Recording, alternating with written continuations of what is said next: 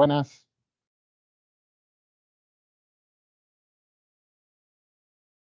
Vale, bueno, me escucháis bien. Entonces vamos a comenzar. Todavía falta gente algunas personas por conectarse, pero por no haceros esperar a los que habéis llegado a tiempo, vamos a comenzar ya. Daros la bienvenida a todos en este segundo webinar de ciberseguridad que realizamos desde que la renovación del convenio de ciberseguridad con Compite. En esta ocasión, la primera ocasión fue centrado en la monitorización y la concienciación, y esta vez vamos a hablar sobre la automatización y personas, trazabilidad documental y reformas legislativas. Como ya os comenté en la anterior ocasión, para nosotros, para FEDEME y para sus empresas, este es un tema capital y fundamental, porque es clave en la evolución de nuestras empresas, y por lo que queremos seguir con estas tareas de concienciación de forma constante a todo el sector. Eh, estamos grabando la sesión para que luego se transmita y se colgará en YouTube para que lo sepáis. Y cualquier duda que tengáis, no esperéis al final, ¿vale? Me escribís en el chat o le dais a levantar la mano y yo os doy paso, o si no queréis encender el micro, simplemente la planteáis en el chat y yo la leo en alto, ¿vale? Si te parece, Nacho es el responsable de Compite, es quien lidera un poco el grupo de empresas con quien tenemos el convenio de ciberseguridad, y va a hacer un poco una entrada sobre la temática de hoy y va a presentar a los ponentes, ¿vale? Nacho, si te parece. Muchas gracias Jesús. Hoy, como siempre, es un lujo estar en FEDEME. Bien, hoy nos toca el segundo ciclo, como bien has comentado. En el anterior hablábamos de monitorización y concienciación, que son dos claves, dos de las claves de este asunto. Hoy vamos a hablar del mundo legal, de dónde vienen los compromisos que jurídicamente tenemos que atender todos los responsables de las empresas. Vamos a hablar de cómo monitorizar y hacer un seguimiento a los documentos, a la confidencialidad, algo que también es muy notable y muy importante. Y vamos a hablar también, de nuevo, otra vez, de casos lógicos y conocidos de la monitorización. Y yo me voy a permitir comentar las 11 o 12 líneas rojas que hoy en día son necesarias de tener muy presentes, de dónde tenemos que invertir para mitigar todos los riesgos que tenemos en materia de ciberseguridad. 11 o 12 líneas rojas que, si no las cometemos, difícilmente, luego posteriormente, cuando todo vaya a fallar, difícilmente nos van a dar cobertura de seguro en el mercado asegurador. Como bien ha dicho también Jesús, desde Compite lo que hemos hecho es conseguir convencer a 4 grandes compañeros, cada uno especializados en su materia, que da respuesta a estas 11 o 12 líneas rojas. Como bien sabéis, en concienciación veníamos hablando con Gimatio, monitorización con Cartos. Ahora vienen los chicos de Shadow, ¿verdad?, que nos van a hablar y voy a dar paso inmediatamente, pero nos van a hablar de cómo ellos, con su talento, nos van a ayudar a tener protegida esta información. Muchas gracias por acudir, ¿verdad? Ana. Muchas gracias, Nacho. Nada, agradeceros el darme esta oportunidad de compartir con vosotros lo que hacemos. Si os parece, comparto mi pantalla y me aviséis cuando la estéis viendo. Ahí. Ya se ve. Perfecto. Pues bueno, buenos días, como he dicho. Yo soy Ana García, soy la responsable de marketing en Shadow, y bueno, quería compartiros un poco pues esto que estaba comentando Nacho sobre la trazabilidad documental y la importancia de concienciación y monitorización de estos documentos sensibles. Shadow es una spin-off de Telefónica de protección documental que se integra con otras soluciones software y que protege tus documentos fuera del entorno seguro de la empresa. Usamos una tecnología que inserta marcas en el texto, o sea, que no son visibles al ojo humano, pero que nuestro sistema lo percibe como un código vidino. Todo esto está basado en una tecnología que es una palabra muy grande, pero la esteganografía, que me cuesta a mí hasta decirlo, Bueno, pues nosotros nacemos hace como 3-4 años frente a esa necesidad de proteger documentos ante filtraciones dentro del sector público. Me gustaría haceros una pregunta que, bueno, no hace falta que me deis una respuesta, pero simplemente para que penséis, ¿cuántos de vosotros manejáis documentos con información personal diariamente? Información personal es un nombre, un número de DNI, cualquier cosa que estamos acostumbrados a ver en los documentos de una empresa, ¿no? Pues prácticamente todos, ¿no? Pero ¿creéis que vosotros o vuestros empleados manejan correctamente este tipo de documentación? O sea, ¿qué medidas de prevención lleva a cabo vuestra compañía para prevenir delitos que se puedan llegar delitos que se puedan llegar a crear por el mal manejo de esta documentación? Bueno, pues aunque las compañías establecen normas para el correcto funcionamiento, para el correcto tratamiento de los documentos que contienen información sensible, la realidad nos muestra que no se están ejecutando correctamente.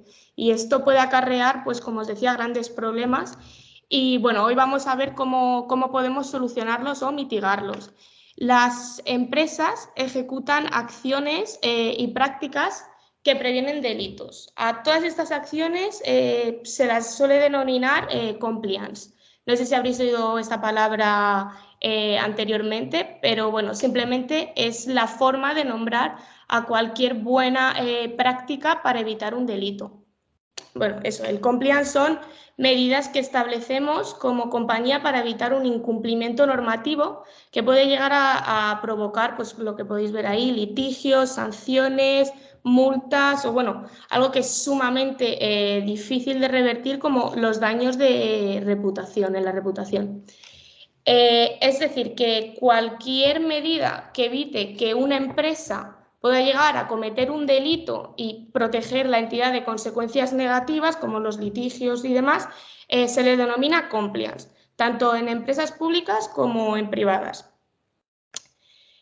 Pero todas las consecuencias de no implementar unas prácticas como estas son sancionadas y están incluidas dentro del artículo 31 del Código Penal.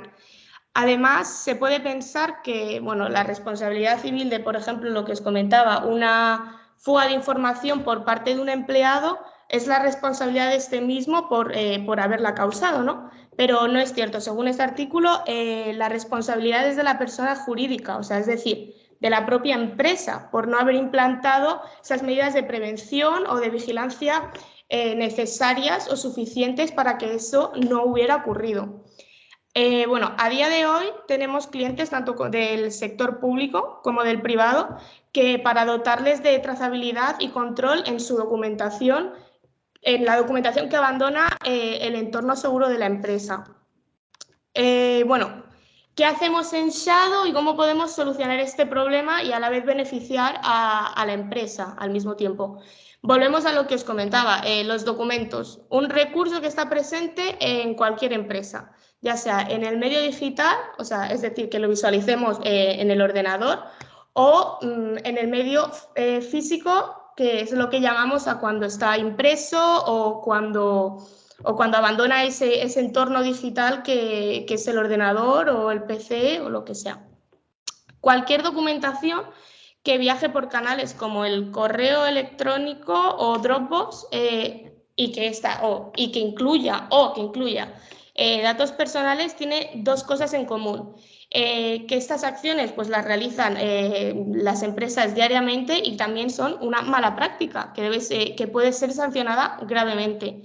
Pero como decía, si la documentación se extravía o se filtra por parte del empleado, la responsabilidad recae en la compañía, es decir, en el órgano de administración de la empresa, por falta de deber de vigilancia. Bueno, con Shadow la empresa dispondrá de un mecanismo de vigilancia para la documentación que está integrado en la compañía dentro de sus procesos normales sin necesidad de herramientas software adicionales. ¿Cómo podemos hacer esto? ¿Cómo funciona Shadow? Pues es muy simple. Por ejemplo, aquí podemos ver, María tiene un PDF con el que viene a Shadow y nosotros insertamos esa información invisible y persistente y creamos diferentes copias únicas para cada uno de los receptores que María elija. Así tendremos 3 copias visiblemente idénticas, pero que están enlazadas con cada uno de estos receptores. Pero como os comentaba, la documentación tiene algo único y es que muchas veces abandona ese medio digital y es impresa, ¿no? Y todos los sistemas que existen en el mercado pierden trazabilidad. En cambio, con Shadow se puede trazar la documentación aún cuando estos archivos han abandonado el medio digital y podemos identificar el origen en el caso de que se produzca una fuga, ¿no? Es decir, incluso en el caso más extremo, por ejemplo, de que un empleado decide imprimir un documento sensible o con datos personales o lo fotografía con su móvil al PC. En Shadow también podríamos averiguar de dónde proviene el problema en cuestión de minutos. Así, bueno, la compañía puede poner solución a este problema lo antes posible y además puede tomar pues, las medidas necesarias para que esto no vuelva a ocurrir en un futuro. Así podemos evitar todos tediosos procedimientos de análisis forense, por ejemplo. Todo esto lo bueno es que está integrado en los sistemas, o sea, de forma totalmente transparente para el usuario, sin que sea necesario cambios en forma de operar de los empleados, o sea, evitando un cambio o una formación con estos empleados. Como os decía, pues Shadow sería una medida de compliance, o sea, puedes hacer frente a diferentes delitos y además tener trazabilidad dentro y fuera de la organización, independientemente de la herramienta que se esté utilizando para compartir el documento. Este es un caso de uso que os estaba comentando y que, pues lo que os comentaba, que nos diferencia de la competencia, pues que ningún otro sistema puede llegar incluso a controlar una fuga de información en papel o en captura de pantalla o en fotografía, porque podemos proteger esos documentos dentro de la organización y también fuera de ese perímetro seguro de tu compañía. Como decía, pues independientemente del canal seguro o no de comunicación en el que viaje. Bueno, en resumen, en Shadow puedes implementar una herramienta que protege tus documentos frente a delitos de descubrimiento y revelación de secretos e información privilegiada o delitos contra la propiedad intelectual e industrial, también frente a estafas y fraudes. Y además, esta documentación estará protegida fuera y dentro de la entidad, independientemente del canal de comunicación por el que viaje. Bueno, y muchas gracias por vuestro tiempo. Si tenéis cualquier duda, podéis comentarme ahora o escribirnos a cualquiera de estos mails. Muchas gracias. Sí. Gracias, Ana. Gracias. Muchas gracias.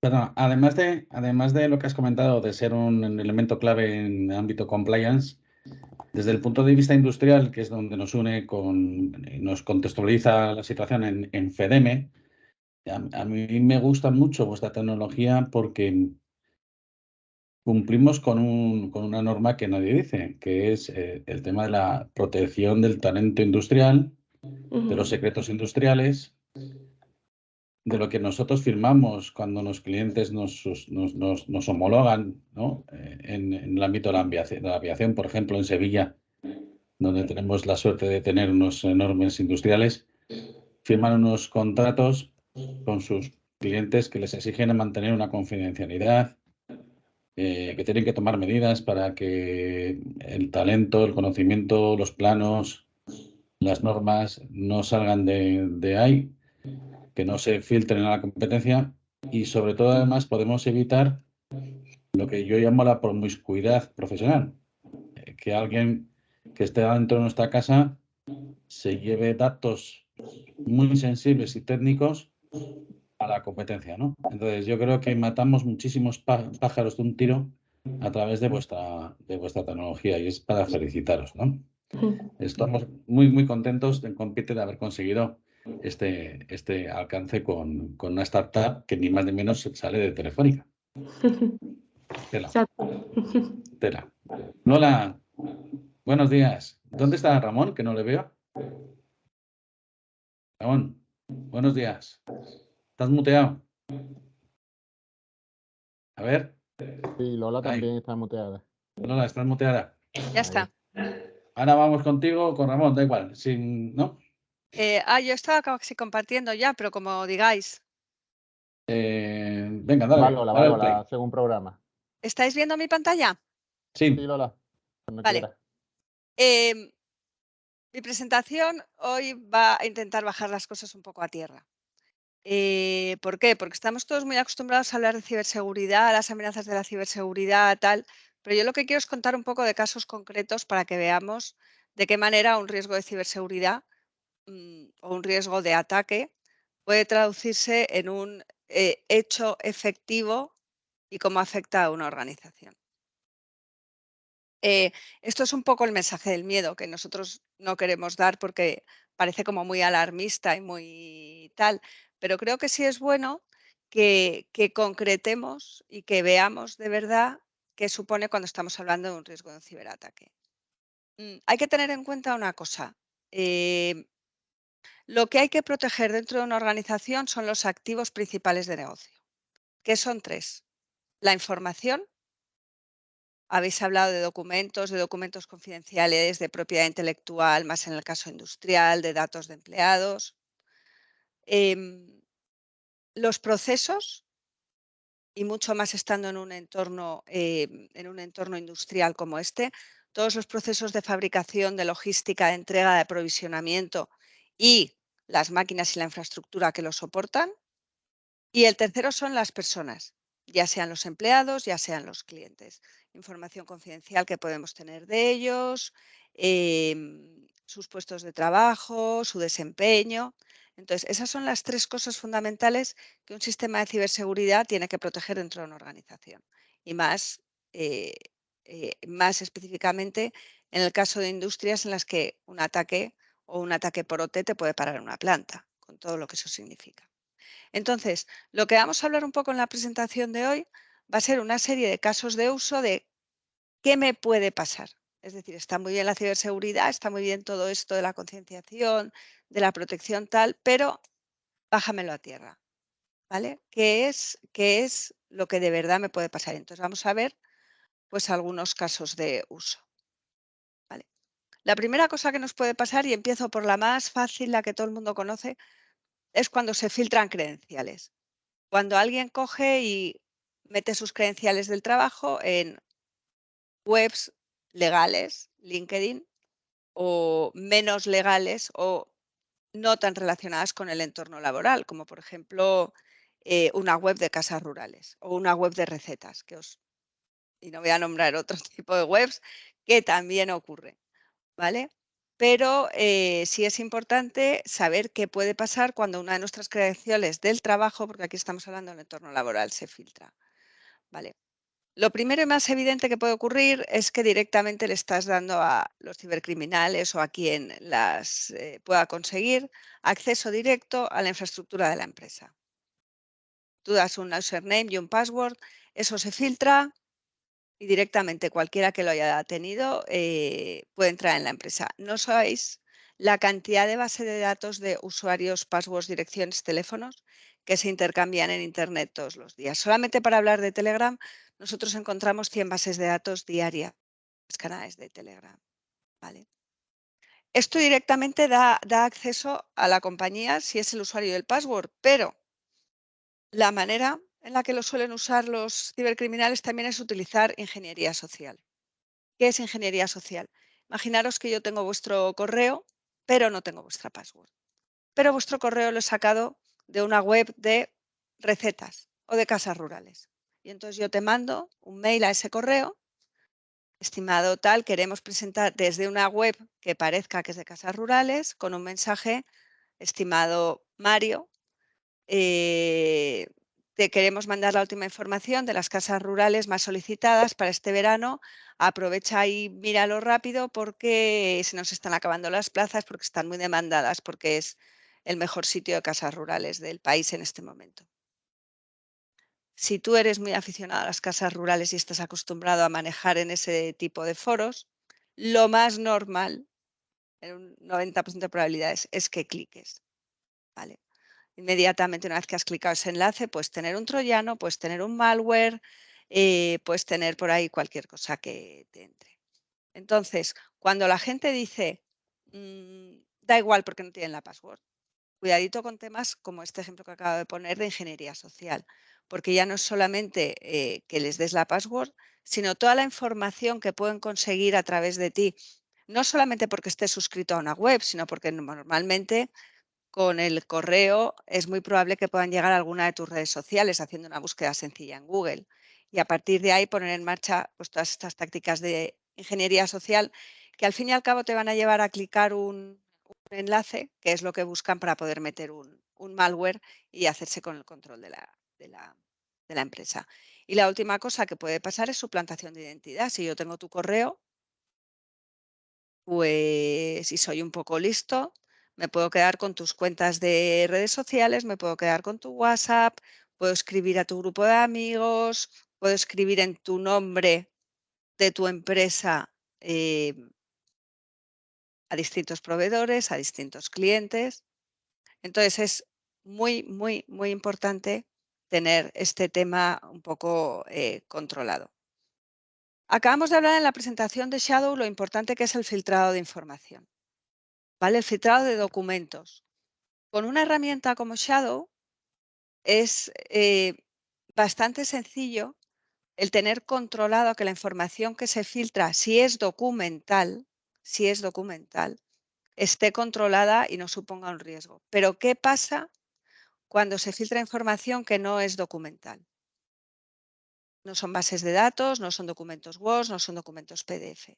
Por ejemplo, el riesgo de las terceras partes.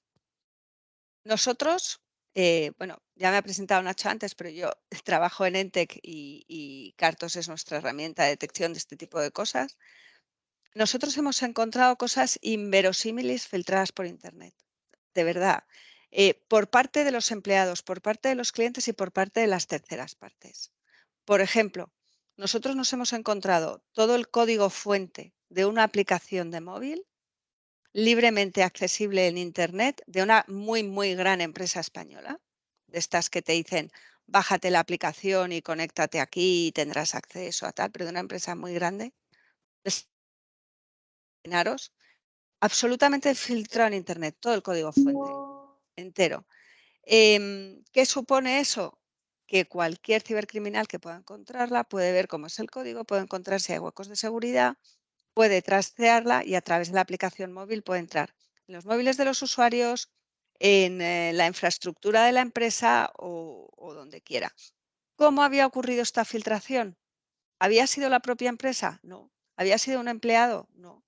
Había sido una de las empresas que estaban ayudándoles a desarrollar el código que la había colgado en GitHub, que es un foro en el que los programadores intercambian información, y una vez terminado el proyecto, la había dejado ahí, abierta y expuesta para cualquiera. Es decir, herramientas como Shadow nos ayudan a controlar los documentos. En caso de que no estén controlados, tenemos todo lo que ha dicho Ana de ojo a la protección de información confidencial, ojo a los datos de los empleados, ojo al riesgo reputacional.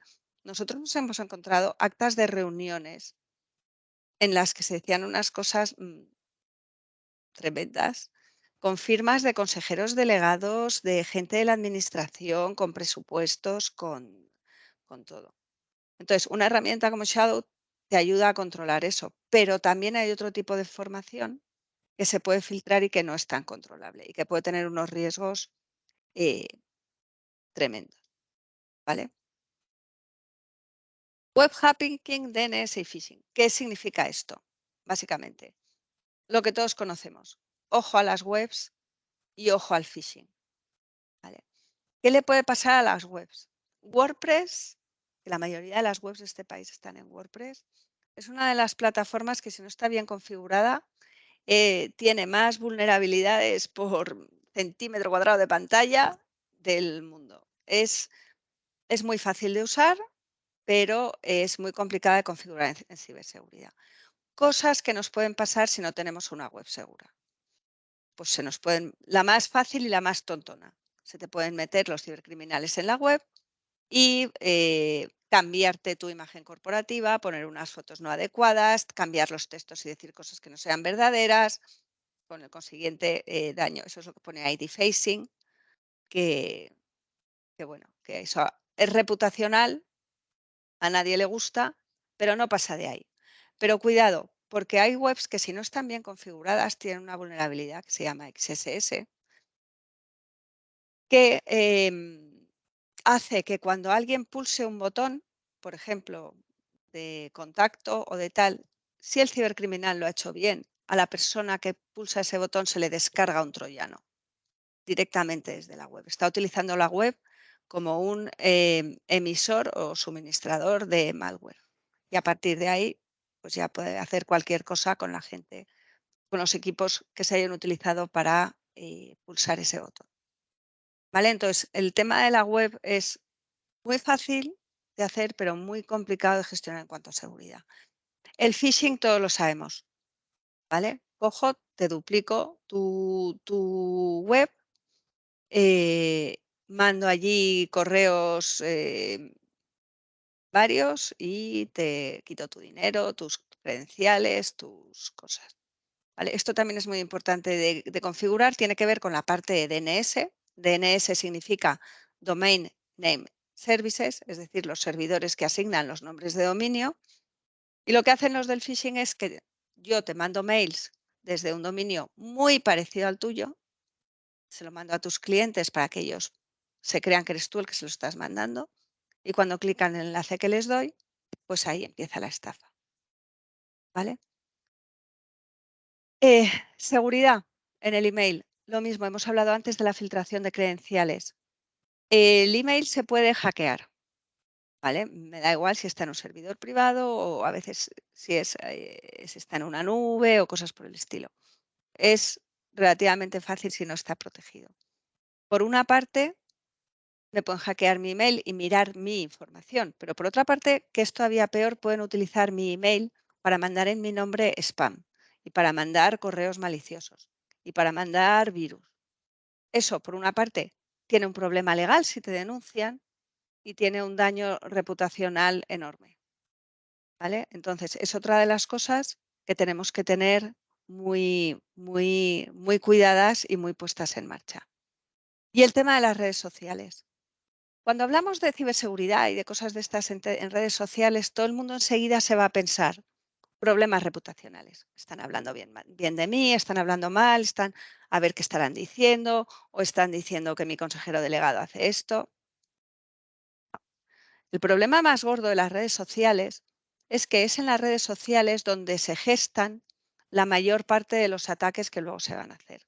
Es en zonas profundas de las redes sociales, en temas de hacktivismo, porque muchos de los ataques no buscan simplemente una ganancia económica, sino que buscan tener una repercusión de hacktivistas que quieren, yo qué sé, luchar contra el mal contra el tema del cambio climático, como esos que tiran pintura a cuadros y quieren decir, nosotros hemos hackeado a Repsol porque es una de las empresas más contaminantes del mundo y lo que queremos hacer es luchar contra el cambio climático. Esos son grupos de hacktivistas que utilizan las redes para perpetrar ataques que no tienen un fin económico, aunque también, pero que fundamentalmente lo que quieren es repercusión mediática.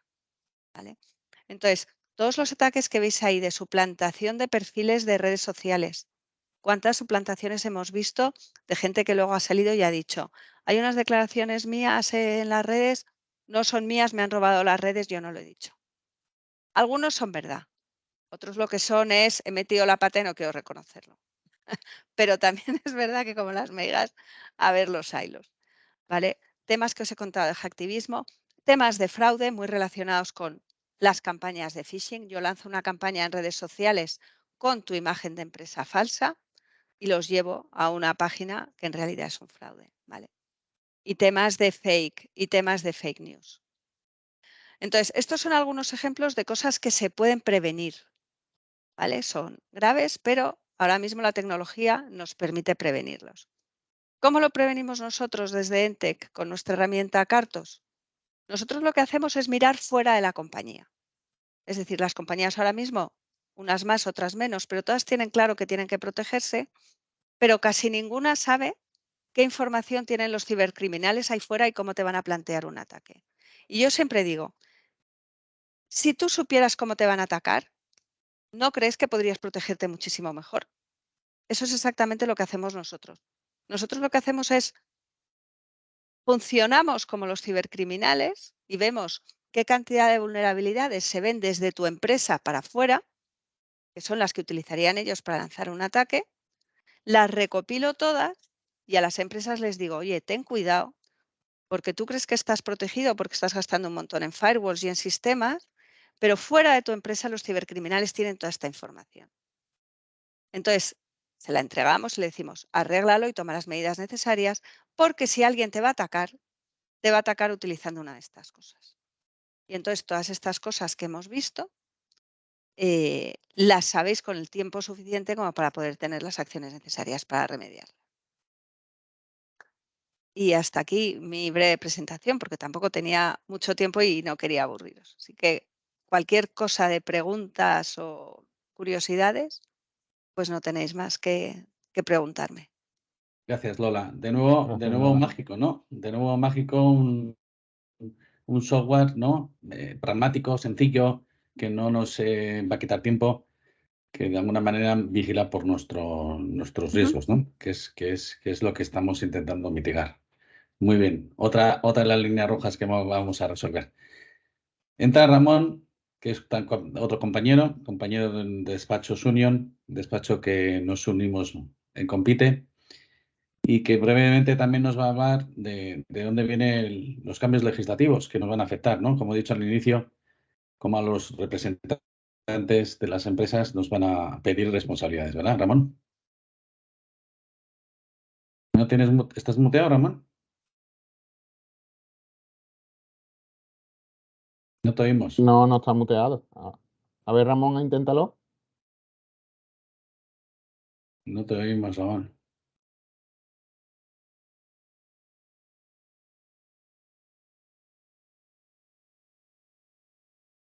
Ha salido y ha entrado, ¿no?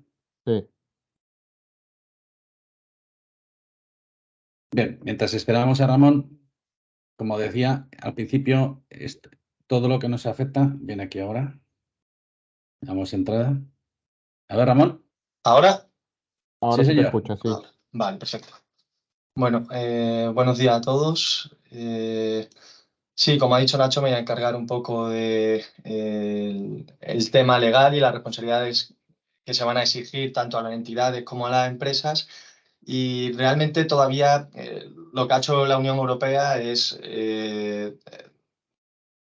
existen todos estos problemas que han expuesto mis compañeras Ana y Lola, con lo cual esto genera un riesgo a nivel mundial y lo que respecta a la Unión Europea, que es lo que nos condiciona a nosotros a nivel nacional y a las empresas y también a una de las novedades es que no solo va a afectar a las entidades, sino también a los administradores.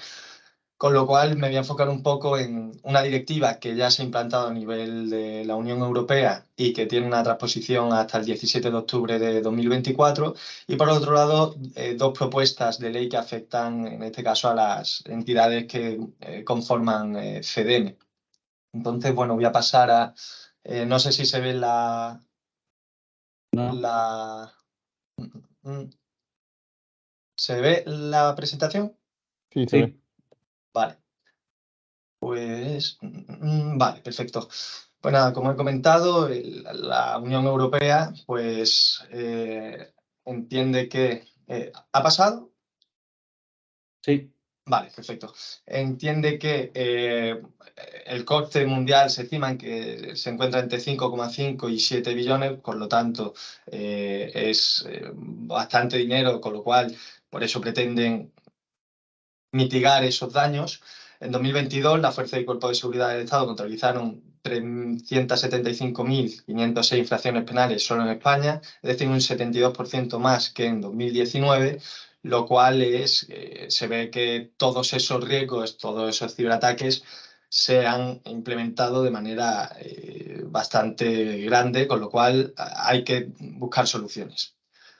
Esas soluciones son a través de esas directivas que he comentado y esas propuestas de ley. En primer lugar, la directiva que ya se ha implementado, el NIS 2. ¿Por qué NIS 2? Porque ya había una directiva de 2016, pero realmente en 2016 no pensábamos que esto iba a ir a tan gran escala.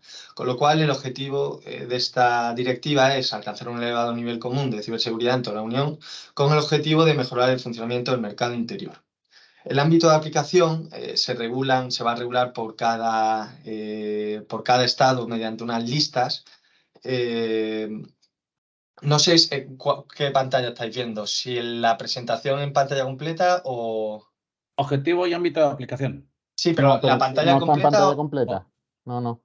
No, no no. está pantalla completa, ¿no? Vale, Vale. si te parece, si lo pruebas. Eso me parecía. Vale, un momentito, a ver si... Porque estaba pasando la otra. A ver.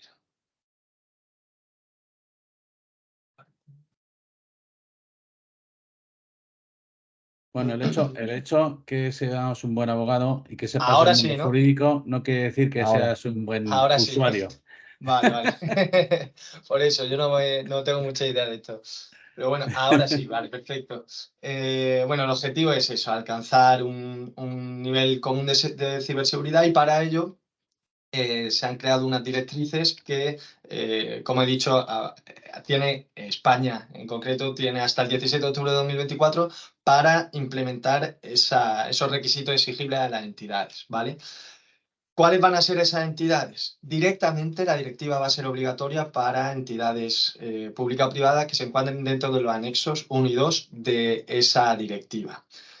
¿Cuáles son? Las pequeñas, o sea, las medianas empresas y grandes empresas. ¿Qué pasa? Independientemente del tamaño, también se aplican si son entidades consideradas importantes o esenciales, ¿vale? ¿Cuáles son esas entidades consideradas importantes o esenciales? Bien, pues son todos estos sectores. Si tú formas parte de alguno de estos sectores, vas a tener que regular de una forma que ahora comentaré la ciberseguridad de tu empresa, ¿vale?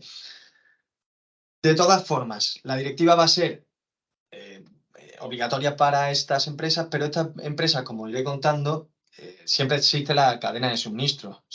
Hay relaciones con otras entidades más pequeñas, más grandes, pueden ser de estos sectores o no de estos sectores, pero las empresas de estos sectores, como sí van a tener que aplicar esa directiva, van a tener la obligación, realmente no obligación en cuanto a la directiva, pero si quieren seguir trabajando con esas empresas que sí tienen la obligación, van a tener que adaptar también esos requisitos de ciberseguridad.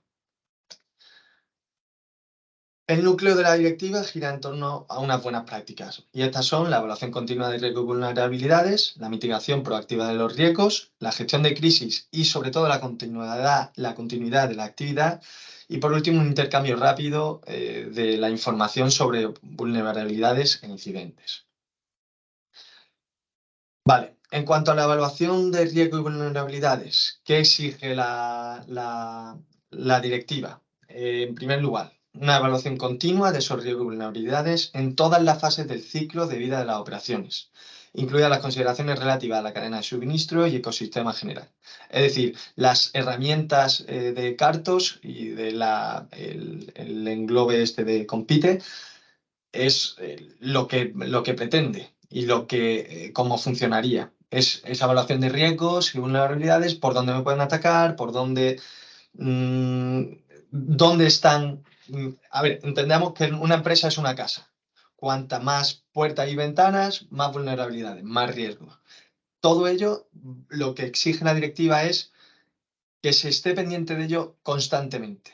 Porque realmente estos ciberataques, el aumento tan grande que ha habido es porque cada vez hay más maneras de entrar en nuestra casa, por así decirlo. Entonces, ese enfoque proactivo lo que exige es, en cuanto a la cadena de suministro, por ejemplo, conlleva que determinadas organizaciones no solamente consideren la ciberseguridad como algo interno, y prosperar dentro de sus fronteras, sino también algo a tener en cuenta de cara a externos, ¿vale? Las entidades entonces deben mantener ese enfoque proactivo, manteniendo una vigilancia constante de las amenazas y vulnerabilidades. La mitigación proactiva. La mitigación proactiva de esos riesgos, una vez evaluados y sabiendo cuáles son nuestros riesgos, va a exigir que haya una prevención, una detención y una respuesta a esas amenazas. Realizada esa evaluación, deben adoptarse medidas acordes para prevenirlos, detectarlos, responder ante ellos y mitigarlos. Gestión de crisis y continuidad. Vale. Va a haber que realmente vamos a tener que hacer un desarrollo de esos procedimientos eficaces de gestión de crisis para garantizar la máxima continuidad operativa en caso de incidente. Por ejemplo, un incidente que suele ocurrir es que acceden a las máquinas que se conectan a Internet y paralizan todas esas máquinas. Cada vez encontramos más máquinas que están conectadas a la red. Acceden a la red por alguna de esas vulnerabilidades que no se hayan detectado. Al final, esto es, no se trata de una guerra, están los ciberdelincuentes y las entidades. Y las entidades que hayan contratado unos servicios de ciberseguridad, pues esos son los dos bandos. Al final, siempre va a haber una forma de entrar. Lo que se tiene que hacer es analizar cuáles son todas esas ventanas y protegerlas, ¿vale? Pero como al final, al ser una guerra, se puede ganar una batalla, pues hay que tener una gestión de esa batalla que se pueda perder. Y la continuidad del negocio es vital por lo siguiente: paralizan esas máquinas. ¿Qué ocurre cuando a una empresa se le paralizan máquinas? Se deja la producción, empieza a haber responsabilidad con proveedores, con contratos de servicios, con todo ese entorno, toda esa cadena de suministro que al final se ve afectada. ¿Problemas para la empresa? Responsabilidad contractual, responsabilidad extracontractual y responsabilidad al final a través de esta directiva para los administradores también. Ahora, más adelante hablaré de ello en profundidad. Además de todo ello, la directiva exige que cuando haya un ataque lo que se pretende es a nivel europeo se tenga conocimiento de todos esos ataques. Con lo cual, ¿qué hay que hacer? Cuando se ataca cuando se sienta atacada una entidad, va a haber que notificar a unos centros o autoridades que deberán ser determinadas por cada uno de los estados con la aplicación de esa directiva, y para que esos informes de cómo se ha atacado, cuál ha sido la vulnerabilidad, qué información se ha accedido, todo ello para informar al resto de entidades que conforman la Unión Europea para que no se produzcan o se sigan produciendo estos ataques. Con lo cual también es interesante que una vez producido el ataque, tener un soporte de ciberseguridad que diga, vale, pues ha ocurrido por esto. Porque no solo para mitigarlo dentro de la empresa, sino que la Unión Europea te va a exigir que hagas ese informe, ¿vale? Con lo cual es bastante interesante contar con ello. En particular, deben presentar un informe inicial en un plazo de 24 horas, con lo cual lo mejor será tener ya integrado ese sistema dentro de la empresa, porque tienes 24 horas para informar del ataque. Y luego vas a tener un mes para informar de todo. O sea, es decir, cómo ha afectado a la empresa. Por ello entiendo que las empresas cada vez van a tener que invertir más en ciberseguridad, porque los plazos son bastante cortos. Con lo cual, si te tienes que poner una vez te atacan a contratar servicios, va a ser complicado. El texto regula que cuando sea necesaria la notificación de los incidentes al público, para evitar que hacer frente a un incidente significativo en curso o para el interés público. Perdón. Vale, exacto. La notificación inicial, un plazo de 24 horas. Una notificación intermedia pasadas 78 horas, 72 horas. En estas 72 horas ya tienes que evaluar todo el daño que ha producido, por lo menos decir cómo ha podido ocurrir, y por último la notificación final, que es ese informe ya más extenso de qué ha pasado, por qué ha pasado y a quiénes, incluso a qué entidades ha alcanzado. No olvidemos esa cadena de suministro que tiene un componente bastante importante. En cuanto a la protección de datos, se introducen también nuevos requisitos relativos a la privacidad, como por ejemplo la obligación de informar sobre los incumplimientos que conlleve una violación de seguridad de los datos personales de conformidad con el Reglamento General de Protección de Datos. Vale, ¿qué quiere decir esto? La protección de datos está a la orden del día. Entonces, todas esas fugas de información que se produzcan por un ataque habrá que informar, ¿vale? Y sobre todo no habrá que informar, sino que habrá que defenderse, porque todo esto, que es lo que estoy informando así a grandes rasgos, pero luego me meteré con la responsabilidad.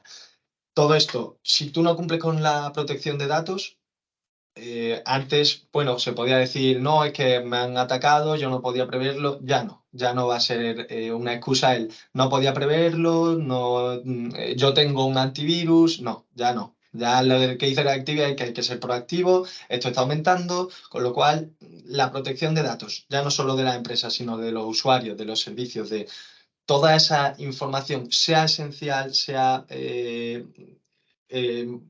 más importante o menos importante, esa fuga ya no, la Unión Europea no la quiere. Con lo cual, la directiva fomenta ese pleno aprovechamiento de los principios de protección de datos desde el diseño y por defecto, así como las medidas más avanzadas de seguridad y preservación, como la pseudonimización y el cifrado. Incluso se va a exigir el cifrado de extremo a extremo, que es lo que más o menos aporta la presentación de Ana, como nos ha indicado. Ese documento pues queda protegido, se sabe dónde está. La fuga de esa documentación va a ser mucho más complicada, ¿vale? Aquí llegamos a lo importante en cuanto a la responsabilidad, y es que anteriormente era la entidad la que respondía de esas fugas.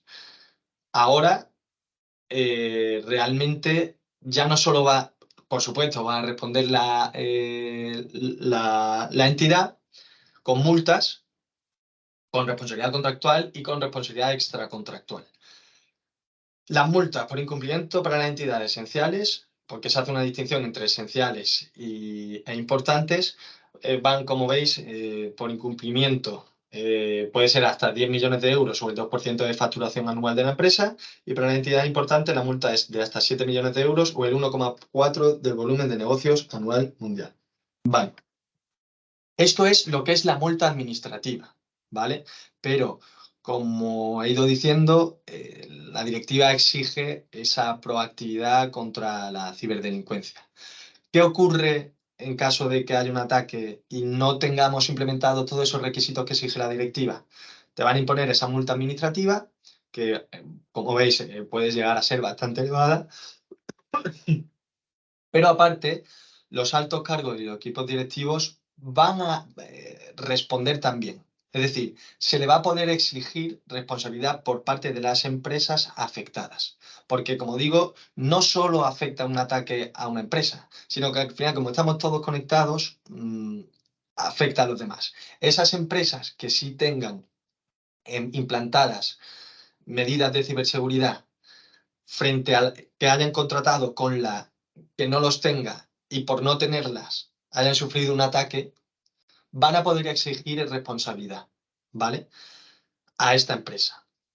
Contractual y extracontractual. Es decir, si tienen un contrato, van a poder exigirle por ese contrato, y extracontractual porque realmente, o sea, ahora me explicaré en cuanto a la cadena de suministros.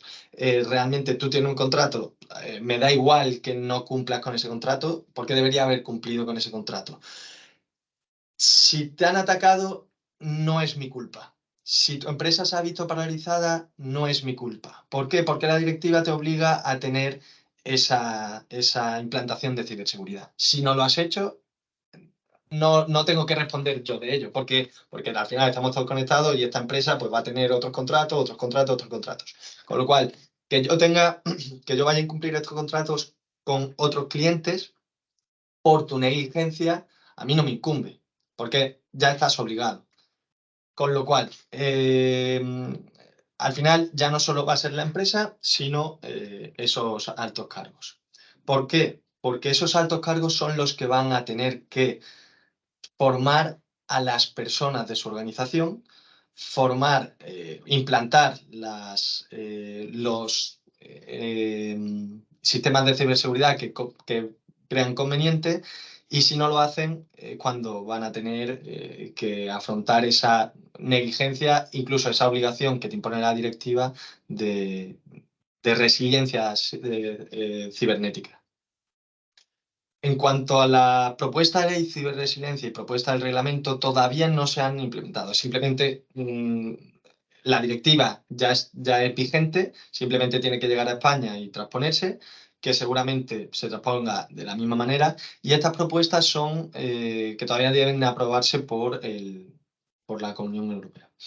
Entonces, ¿qué pretenden? Mejorar la seguridad de la fase de diseño y desarrollo del producto, así como a lo largo de todo el ciclo de vida del mismo. Aspira a crear un marco coherente de ciberseguridad, aumentar la transparencia de las propiedades de seguridad y permitir a empresas y consumidores utilizar productos digitales de forma segura. ¿Cuáles son estos productos digitales de forma segura? O sea, estos productos digitales. Una máquina a la que le implementas un hardware o un software que se va a conectar a una red va a tener que cumplir con ciertas garantías de seguridad. ¿Por qué? Porque, como digo, ya estamos totalmente conectados, cada vez hay más máquinas que se conectan a Internet y, como explicaba antes, cada una de esas máquinas es una ventana a toda la red, a todos los clientes. Con lo cual, esas máquinas que implementen productos digitales van a tener que cumplir con ciertas normas de seguridad y ciberseguridad. El ámbito de aplicación son esos productos con elementos digitales cuyo uso previsto razonablemente previsible incluya una conexión de datos. ¿Cuáles? Pues todas, desde un Alexa a una máquina que se conecte a una centralita, cualquier cosa así. Ejemplo de ello, la paralización de toda una planta de fabricación. ¿Por qué? Porque todas esas máquinas estaban conectadas a la red. Accedieron a la red y consiguieron que todas las máquinas dejaran de funcionar.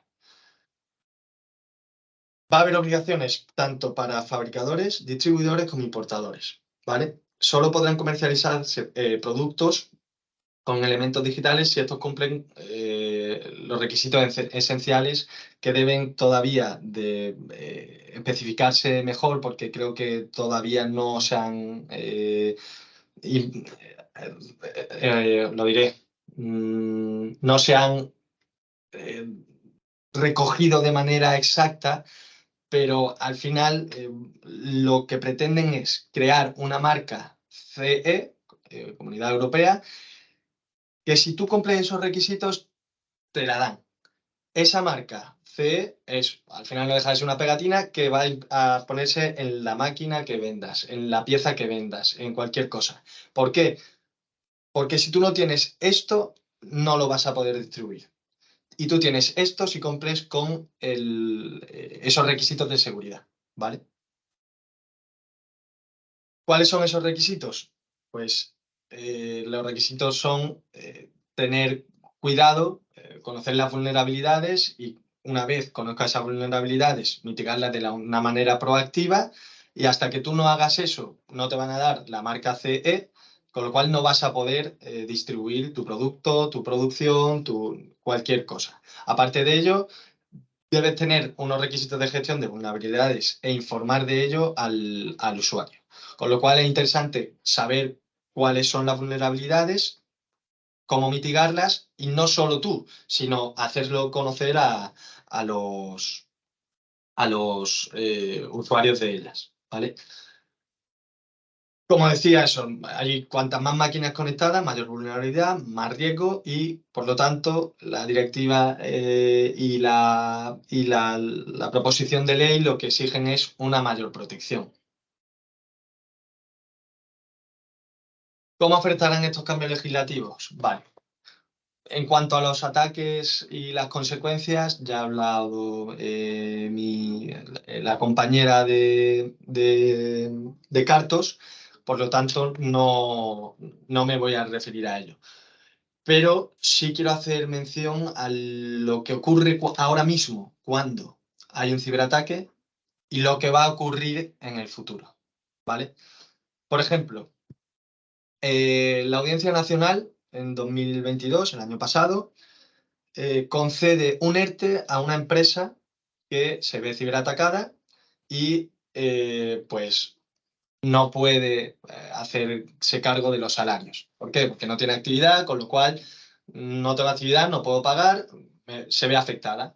En un principio se decía que no había ERTE, ¿vale? Al final la Audiencia Nacional dice que sí. ¿Por qué?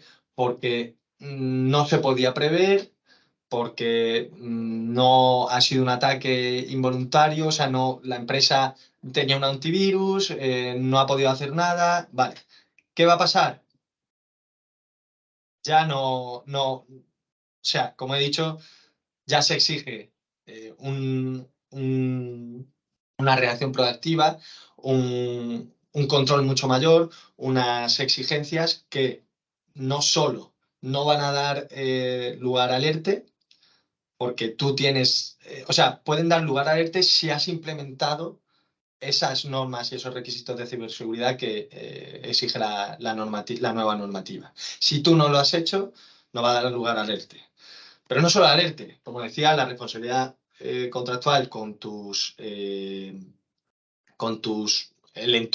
entorno va a exigir a la entidad, incluso a los altos cargos y los equipos directivos. Es decir, la entidad tiene que estar protegida cibernéticamente y los altos cargos deben tener conocimiento de ciberseguridad. Y traspasarlo, bien ellos o bien a través de empresas, a sus empleados, porque el factor aquí más importante son las personas. Una forma de mitigar el daño dentro de la empresa son, como han explicado, por ejemplo, mandan un correo y cualquiera de tus empleados pincha y ya han accedido. Con lo cual hay que formar a esas personas, lo exige así la directiva. Entonces, creo que es interesante, ya no solo, bueno, he hablado de una paralización de la actividad, pero ¿qué pasa si acceden a información confidencial con otras empresas? También va a tener responsabilidad. ¿Qué pasa si, por ejemplo, no sé, el phishing, te vacían las cuentas? Es que hay tantos ataques que ahora no se están persiguiendo responsablemente civilmente, sí, penalmente, pero es que encontrar al causante de ese daño es muy complicado. Con lo cual, ¿qué va a pasar? Finalmente, pues civil y empresarialmente se van a dirigir contra esos altos cargos y contra esas entidades que no hagan no entren dentro de esa transformación que pretende la Unión Europea.